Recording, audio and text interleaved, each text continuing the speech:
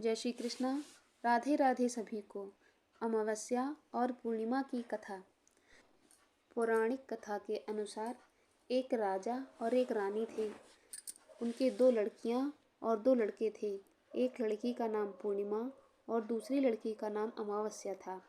पूर्णिमा घर का सारा काम करती और भगवान की पूजा पाठ किया करती और गाय की सेवा भी करती थी। लेकिन अमावस्या न तो घर का काम करती और ना ही भगवान की पूजा पाठ करती और ना ही गौ की सेवा करती। फिर भी राजा और रानी अपने दोनों बेटों और अमावस्या को बहुत प्यार करते थे, लेकिन पूर्णिमा से नफरत करते थे। राजा के दोनों लड़के और लड़कियां धीरे धीरे बड़े हो गए। राजा ने दोनों लड़कों का विवाह करवा दिया।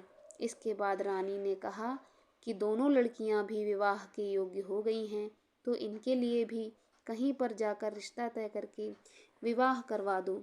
लेकिन अमावस्या का विवाह किसी बड़े घर में करना और पूर्णिमा को किसी गरीब घर में देना, क्योंकि पूर्णिमा को घर का काम करना और भगवान की पूजा पाठ करना और गाय की सेवा करना यही पसंद है। अब रानी और राजा दोनों बहनों का रिश्ता तय करने के लिए गए तो राजा अपने पड़ोसी राज्य के राजकुमार से अमावस्या की शादी का रिश्ता तय कर देते हैं और उसी गांव में एक गरीब लड़के से पूर्णिमा की शादी का रिश्ता तय कर देते हैं। राजा अपनी रानी को दोनों बहनों की शादी के रिश्ते के बारे में बताते हैं तो रानी सोचती है कि पूर्णिमा की भगवान कैसे मदद करते हैं, क्योंकि यह पूजा पाठ बहुत करती है और गाय की सेवा भी करती है। लेकिन पूर्णिमा के भाई और भौजाई पूर्णिमा से बहुत प्यार करते थे, क्योंकि पूर्णिमा उनका घर के काम के हाथ बटाती थी और अमावस्या उन दोनों पर अपना रौब जमाती थी। राजा इसके कुछ दिनों बाद ही उनका विवाह करवा देते हैं। लड़कियों को विदाई देते समय अमावस्या को विदाई के समय बहुत सारी धन दौलत देते हैं और पूर्णिमा को कुछ भी नहीं देते। इसके बाद दोनों बहनें अपने अपने ससुराल चली गईं। अब एक दिन अमावस्या ने अपने घर शिव चर्चा रखी, जिसमें उसने पूरे गांव वालों को अपने घर बुलाया, लेकिन पूर्णिमा को नहीं। जब गांव की औरतें अमावस्या के यहाँ जा रही थी, तब पूर्णिमा अपने दरवाजे के बाहर बैठी हुई थी। तो उन औरतों ने पूर्णिमा से कहा कि तुम्हारी बहन के शिव चर्चा है, तुम नहीं चलोगी क्या? पूर्णिमा ने कहा, मुझे तो बुलाया ही नहीं, मैं कैसे चल सकती हूँ। औरतों ने कहा, बुलाया नहीं तो क्या हुआ, वहाँ तो भगवान की शिव चर्चा है, तुम चलो हमारे साथ। पूर्णिमा उन औरतों की बात मानकर उनके साथ चली जाती है। अब अमावस्या की नज़र पूर्णिमा पर पड़ी तो अमावस्या ने गुस्से में आकर पूर्णिमा से कहा, तुम यहाँ कैसे चली आई? तुम्हें तो मैंने बुलाया ही नहीं।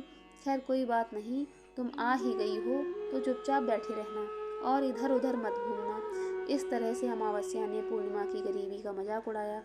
अमावस्या की यह बातें सुनकर पूर्णिमा की आंखों से आंसुओं की धारा बहने लगी और भगवान शिव से हाथ जोड़कर पूर्णिमा मन ही मन विनती करने लगी, भगवान क्या पूजा पाठ करना, घर का काम करना और गौ सेवा करना यह गलत है? आखिर मेरा कसूर क्या है? आप अब कृपा करेंगे मुझ पर? पूर्णिमा बारंबार भगवान से यही कहती रही। जितने में शिव चर्चा पूरी हो गई। अब अमावस्या भगवान का प्रसाद बांटने लगी तो उसने सबको भगवान का प्रसाद दिया, लेकिन पूर्णिमा को नहीं दिया। पूर्णिमा बिना प्रसाद के ही घर लौटने लगी तो रास्ते में उसने सोचा कि बच्चे प्रसाद मांगेंगे तो मैं उन्हें क्या कहूँगी। उसने सोचा कि मैं अपने मायके अपने भाई और भौजाई के यहाँ जाऊँगी और वहाँ से बच्चों के लिए कुछ लेकर आऊँगी। ऐसा सोचते हुए वह अपने घर आ गई और उसने अपने पति और बच्चों से कहा कि मैं अपने मायके जा रही हूँ। उन्होंने कहा ठीक है और पूर्णिमा मायके के लिए रवाना हो गई। चलते चलते एक चबूतरा आया जिस पर तुलसी का पौधा लगा हुआ था। उस चबूतरे पर एक बूढ़ी औरत बैठी हुई थी। वह बूढ़ी औरत और कोई नहीं, साक्षात तुलसी माँ थी। उस बूढ़ी औरत ने पूर्णिमा से कहा, बेटी तुम कौन हो और कहाँ जा रही हो? तो पूर्णिमा ने अपना परिचय दिया तो उस बूढ़ी औरत ने पूर्णिमा से कहा, यह तुलसी का पौधा सूख रहा है, इसमें थोड़ा पानी डाल दो और इस चबूतरे की साफ सफाई कर दो, जिससे मुझे थोड़ी ठंडक मिलेगी। पूर्णिमा ने कहा, ठीक है माँ जी, उसने तुलसी में पानी डाला, चबूतरे की साफ सफाई की और उस बूढ़ी औरत को भी नहला दिया और उसके पैर दबाए और कहा, और क्या काम है माँ जी? उसने कहा, अब कुछ नहीं, अब तुम जाओ और वापस आते समय मुझसे मिलकर जाना। पूर्णिमा ने कहा, ठीक है माँ जी, और वह वहाँ से रवाना हुई। तो चलते चलते आगे एक शिव मंदिर आया। वहाँ पर भी एक बूढ़े बाबा मिले जो चबूतरे पर बैठे हुए थे।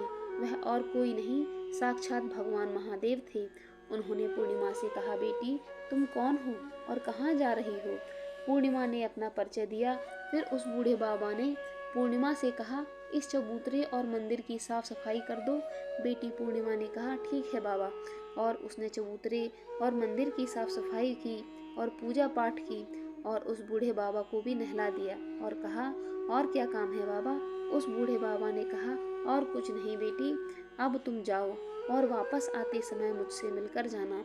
पूर्णिमा ने कहा, ठीक है बाबा, और वह वहाँ से रवाना हुई और आगे चलते चलते काली माँ का मंदिर मिला। वहाँ भी एक बूढ़ी औरत चबूतरे पर बैठी हुई थी। उस बूढ़ी औरत ने पूर्णिमा से कहा, बेटी कौन हो तुम और कहाँ जा रही हो? पूर्णिमा ने अपना परिचय दिया। तब उस बूढ़ी औरत ने पूर्णिमा से कहा, बेटी यहाँ सब पूजा पाठ करने तो आते हैं, लेकिन मंदिर की साफ सफाई कोई नहीं करता, इसलिए इस चबूतरे और मंदिर की साफ सफाई कर दो। पूर्णिमा ने कहा, ठीक है माँ जी। तब पूर्णिमा ने मंदिर और चबूतरे की साफ सफाई की और पूजा पाठ किया और माता का श्रृंगार किया और उस बूढ़ी औरत को नहला दिया और बूढ़ी औरत के पैर दबाए। और पूर्णिमा ने कहा, और क्या काम है माँ जी? तब उस औरत ने कहा, कुछ नहीं, अब तुम जाओ और वापस आते समय मुझसे मिलकर जाना। तब पूर्णिमा ने कहा, ठीक है माँ जी। इसके बाद वो वहाँ से रवाना हुई और थोड़ा आगे चलते चलते एक नदी आई। नदी के किनारे भी एक बूढ़ी औरत बैठी थी। वह साक्षात गंगा मैया थी। उस बूढ़ी औरत ने कहा, तुम कौन हो बेटी और कहाँ जा रही हो? पूर्णिमा ने अपना परिचय दिया। इसके बाद उस औरत ने पूर्णिमा से कहा, इस नदी पर स्नान करने तो सब आते हैं, लेकिन यहाँ साफ सफाई कोई नहीं करता, इसलिए तुम इस किनारे पर साफ सफाई कर दो। पूर्णिमा ने कहा, ठीक है माँ जी। पूर्णिमा ने वहाँ साफ सफाई की और उस बूढ़ी औरत के पैर दबाए और कहा, और क्या काम है माँ जी? उस बूढ़ी औरत ने कहा, कुछ नहीं बेटी, अब तुम जाओ और वापस आते समय मुझसे मिलकर जाना। इसके बाद पूर्णिमा नाव में चढ़ने लगी तो नाव फूलों से सजी हुई थी। वह नाव में बैठकर नदी के दूसरे किनारे पर उतर गई। इसके बाद वह अपने पीहर के घर पहुंच गई। वहां पर पूर्णिमा के भाई भौजाइयों ने उसे देखा तो वो बहुत खुश हुए। उन्होंने पूर्णिमा की बहुत खातिरदारी की और खूब सारी बातें करते हुए और कहा कि बच्चों को भी साथ लेकर आती। इसके बाद सब खाना खाकर सो जाते हैं और सुबह जब पूर्णिमा ने अपने ससुराल जाने के लिए कहा तो भाभियों ने उसे एक लाल साड़ी दी और एक थैले में बच्चों के लिए कपड़े और खाने पीने के कुछ सामान रख दिए और कहा कि तुम बहुत दिनों बाद आती हो, जल्दी जल्दी आया करो। पूर्णिमा ने कहा, ठीक है। इसके बाद पूर्णिमा की भाभियों ने पूर्णिमा को हाथ में थैला दिया और कहा कि जाओ और वापस जल्दी आना। इसके बाद पूर्णिमा वहाँ से रवाना हुई और उसी नदी के किनारे पर पहुंच गई। नाव में बैठकर नदी के दूसरे किनारे पर उतर गई। वहां उतरने के बाद पूर्णिमा को वही बूढ़ी माँ मिली जो साक्षात गंगा मैया थी। उस बूढ़ी माँ ने कहा, बेटी आ गई? पूर्णिमा ने कहा, हाँ मैं आ गई। तो उस बूढ़ी माँ ने पूर्णिमा को एक थैला दिया और कहा कि इसे तुम अपने घर ले जाकर ही खोलना। पूर्णिमा ने कहा, ठीक है माँ जी। अब पूर्णिमा के पास 2 थैले हो गए। उन्हें लेकर वहाँ से रवाना हुई। पूर्णिमा अब आगे चली तो वहीं काली माँ का मंदिर आया। वहाँ भी काली माँ बूढ़ी माँ के रूप में बैठी हुई थी। उसने कहा, बेटी आ गई? पूर्णिमा ने कहा, हाँ माँ जी मैं आ गई। तो काली माँ ने भी एक थैला दिया और कहा कि इसे घर ले जाकर ही खोलना। पूर्णिमा ने कहा, ठीक है माँ जी। और अब पूर्णिमा के पास 3 थैले हो गए। पूर्णिमा ने एक थैला सिर पर लिया और एक एक हाथ में ले लिया और वहाँ से रवाना हुई। आगे चली तो वहाँ शिव जी का मंदिर आया। वहाँ पर भगवान शिव बूढ़े बाबा के रूप में बैठे हुए थे। उन्होंने कहा, बेटी आ गई हो? तो पूर्णिमा ने कहा, हाँ बाबा मैं आ गई। तो उस बूढ़े बाबा ने पूर्णिमा को एक थैला दिया और कहा कि इसे अपने घर ले जाकर ही खोलना। पूर्णिमा ने कहा, ठीक है बाबा। अब पूर्णिमा के पास 4 थैले हो गए। अब पूर्णिमा के पास 4 थैले हो गए। भला वो अकेली 4 थैलों को कैसे ले सकती थी। इसलिए उसने पुरानी साड़ी निकाली और उन 4 थैलों को साड़ी में इकट्ठा बांध लिया। और अब पूर्णिमा वहाँ से रवाना हुई और थोड़ा आगे चली तो वहीं तुलसी माँ बूढ़ी औरत के रूप में बैठी थी। उसने पूर्णिमा से कहा, आ गई हो बेटी? तो पूर्णिमा ने कहा, हाँ माँ जी, मैं आ गई। तो तुलसी माँ ने भी पूर्णिमा को एक थैला दिया और कहा कि इसे घर ले जाकर ही खोलना। पूर्णिमा ने कहा, ठीक है माँ जी। अब पूर्णिमा के पास 5 थैले हो गए। पूर्णिमा वहाँ से रवाना हुई और सीधे अपने घर आ गई।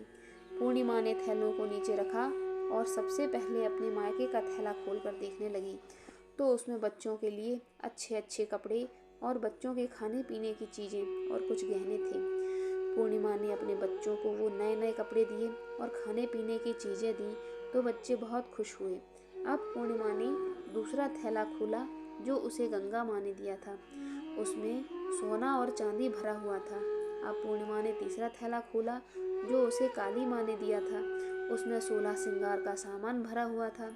अब पूर्णिमा ने चौथा थैला खोला जो भगवान शिव ने उसे दिया था। उसमें धन संपत्ति और वो सारी खुशियाँ भरी हुई थीं। अब पूर्णिमा ने 5वां थैला खोला जो उसे तुलसी माँ ने दिया था। उसमें चावल, दाल, 7 प्रकार के धान भरा हुआ था। अब पूर्णिमा के घर में किसी भी चीज़ की कमी नहीं थी और उसका घर धन धान्य से परिपूर्ण हो गया। अब पूर्णिमा और उसका परिवार खुशी खुशी रहने लगा। अब पूर्णिमा के मन में विचार आया कि क्यों ना मैं भी अपने घर शिव चर्चा कराऊं और शिव चर्चा का कार्यक्रम रख पूर्णिमा ने गांव के सभी को बुलाया और अपनी बहन के घर भी गई अपनी बहन को बुलाने के लिए। अब अमावस्या अपनी बहन के घर शिव चर्चा में आई तो उसने देखा कि पूर्णिमा के घर में किसी भी चीज़ की कमी नहीं है। इतनी धन दौलत देखकर अमावस्या आश्चर्यचकित रह गई और उसने पूर्णिमा से कहा, तुम्हारे घर में इतनी धन दौलत कैसे आई? पूर्णिमा ने कहा, देखो बहन, तुमने शिव चर्चा रखी और उसमें मुझे नहीं बुलाया तो भी मैं बिन बुलाए तुम्हारे घर आई और तुमने भगवान का प्रसाद तक मुझे नहीं दिया और तुमने मेरी गरीबी का मजाक भी उड़ाया। उसके बाद मैं जब अपने घर जा रही थी तो रास्ते में मेरे मन में विचार आया कि घर पर बच्चे जब प्रसाद मांगेंगे तो उन्हें क्या कहूँगी। इसलिए मैंने सोचा कि अपने मायके जाऊँगी और मैं अपने मायके चली गई और जो कुछ भी घटना हुई वह सब अमावस्या को बता दी। तब अमावस्या ने पूर्णिमा से कहा कि तुम भी मुझे प्रसाद मत दो और मुझे डांटो। लेकिन पूर्णिमा ने कहा कि यह तो भगवान का प्रसाद है, मैं तो सबको दूंगी और तुम्हें भी दूंगी।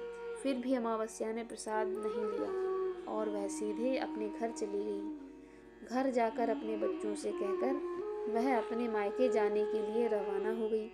चलते चलते रास्ते में वही तुलसी माँ मिली जो चबूतरे पर बूढ़ी माँ का रूप धारण करके बैठी हुई थी। उसी बूढ़ी माँ ने अमावस्या से कहा, बेटी तुम कौन हो और कहाँ जा रही हो? यह तुलसी का पौधा सूख रहा है, इसमें थोड़ा सा पानी डाल दो और इस चबूतरे की साफ सफाई कर दो।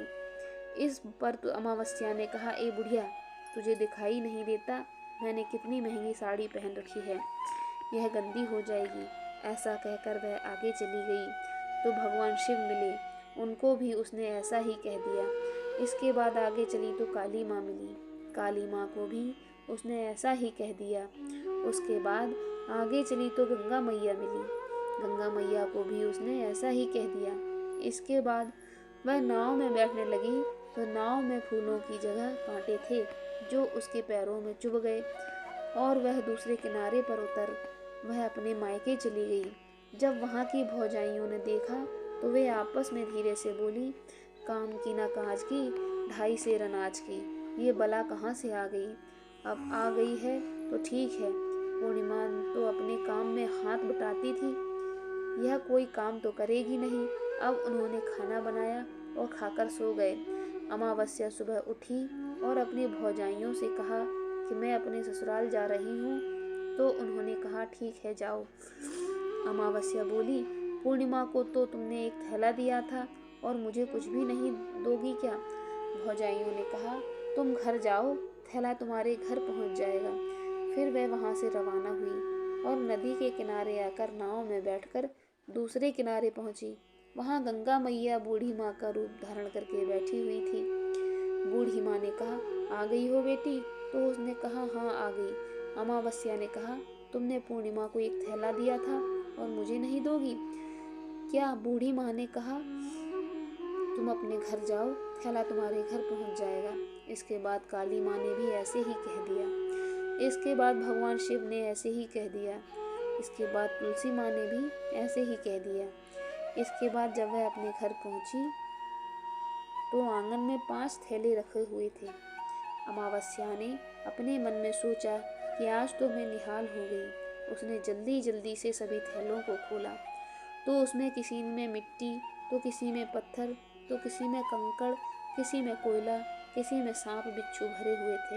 यह सब देखकर उसने अपना सिर पकड़कर कहने लगी, हे भगवान, मुझे मायके में भी कुछ नहीं मिला और इस थैलों में भी कुछ नहीं मिला।